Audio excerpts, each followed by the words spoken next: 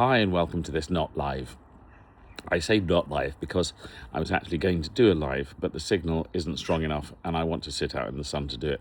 So I'm doing this recorded version, but please, in the usual way, if you've got a comment or want to say something or just to say hi, please just leave a comment underneath, because if you do, more people will see it and then more people will get into what we're doing.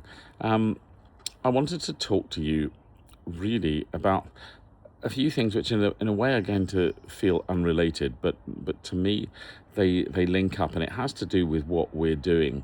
I took a rehearsal last night for a choir that I used to be the conductor of, and it's always nice to go back and see them. But there are some new people there, and some people that I have seen many times before, and people that were there when I was the choir leader there. And I noticed some things. I asked people to stretch their mouths really tall as part of the warm-up exercises, and all I wanted people to do was this. There you get to see all my tonsils and everything, and I noticed that there are some people who just can't do that, and literally people actually looking angry at me. Not all of them, most of them were just doing it, but there are always people in virtually every choir who, when you ask them to do that sort of thing, will actually look angry at you, and you say open your mouth as tall as you can, and you get this, and you then say, okay, now everybody put your tongue out, and the idea is that everyone's doing this. The point being that we're doing an exercise to take the control away from your tongue and put it in the hands of your voice and the right resonators and all that sort of thing. So we're taking the wrong things out of commission. And so you ask people to open their mouths tall and stick their tongue out, and you get this. And I find it fascinating because, okay, there may be medical reasons why some people can't open their mouth, but actually in most cases it's either an unawareness or a feeling that if they go beyond a certain stage, then they're not actually going to feel safe anymore. And I think that says a lot about our society and why we're in the situation that we are. And this is the importance of the work that we're trying to do at They Shall Laugh and Sing. You see, if you can't do something like opening your mouth, which is a relatively simple thing to do, because it's usually because of some sort of fear of how you're going to look or how people are going to perceive you. And that, I think, is a symptom of what is happening in our society. You look at the situation at the moment with our government in England, in Britain, sorry, that we have this situation where Keir Starmer appointed the wrong person, and nobody's quite prepared to take responsibility. And if people had the courage to actually say what they think at the time they think it, even at the risk of being wrong, things would be different. Worse, in America, it's plain to see for the entire world that what is going on in Iran is actually not only bad for Iran, but is crippling the world's economy. And it's bad for so many people, including Americans. I have an American friend who loves a lot of what I do on here, but he keeps posting in favor of Trump and saying how great it is what he's doing. And I looked at his posts, a series of posts, and there is not one single like on them. I talked to someone in America the other day who's I respect greatly. And he immediately said to me, I can only apologize to the rest of the world for what is going on in our country at the moment. But the trouble is, and this is to do with not opening our mouths and not having the courage to do something expressive, we are so afraid to speak truth to power. There is no one. The reason Donald Trump is getting away with what he's doing at the moment is because nobody will speak truth to power. No one will go to him and say, this is wrong. And those that do then get fired. And so it needs people. There was a situation years ago, I believe, where President Marcos was being awful, and the people came out on the streets to protest because the people needed to move, and he brought out the tanks. And so more people came out and said, what are you going to do? You're going to shoot us all. And that's what needs to go on. Someone gave me a book a while ago, Why We Get the Political Leaders We Deserve.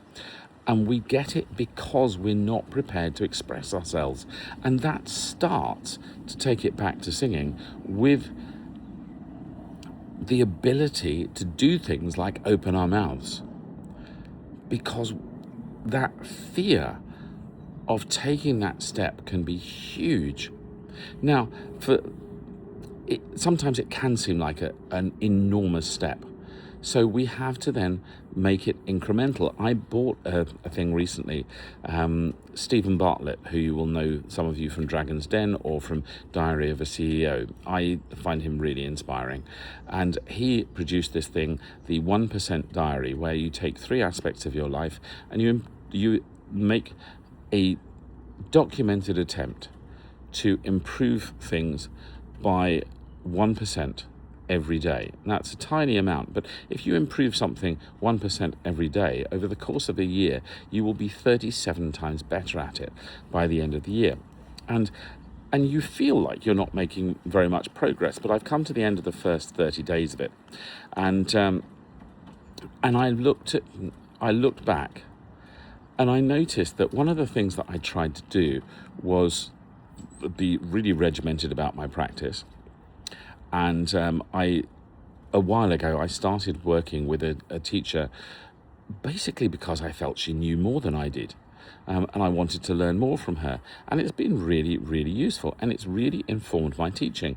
But one of the things that I decided to do was, there's a book I bought, quite a lot of expense, a while ago, by a guy called E. Herbert Cesare, who was one of the great bel canto voice teachers. And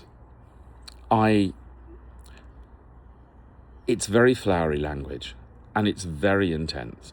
And I thought I was quite a forensic teacher, but this guy, it's incredible. And I've tried reading it by reading the whole thing.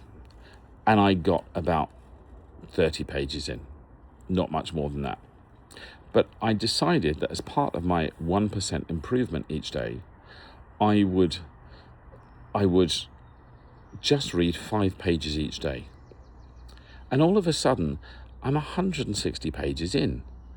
And I'm learning so much, because these little chunks of improvement every day, these little chunks of moving onward, are making a difference. And all sorts of things like that are going on in my life. And if you're someone that finds it difficult to open your mouth or do something expressive, just a 1% change each day can make the most enormous difference. And to give you an example of what happens as a result, I have a pupil she's in China, and I taught her for a while, a year or so ago. And she's 18, and I always thought she was really talented. But she got herself a place on the reserve list at the Royal Northern College of Music. And she eventually, as a result of getting that place on the reserve list, was offered a place. But she was also offered a place in Manhattan. And so she went to Manhattan because her parents thought it would be a better move for her. And things went wrong, and she wasn't singing very well, and I would see her from time to time while she was there. But things were obviously not going in a great direction, and she obviously wasn't having a great time. So she dropped out after a term and a bit and went back to China. And she said to me, I'm going to re-audition for the Royal Northern. And at this time of year, it's really unusual, I think, for people to be accepted for the next September. But she went ahead and did it anyway. And the work we've done over the last few months meant that she didn't get offered a reserve list place again. She didn't even get offered a place in the first year. She's been offered a place in the second year with a scholarship of a substantial amount of money. And that is because, partly because she's had the courage to do what she felt was right, but also partly because some of the changes that I've learned from reading this stuff and taking the lessons I'm taking and being prepared to improve 1% a day have meant that it's had a knock-on effect on her. And these things are really important.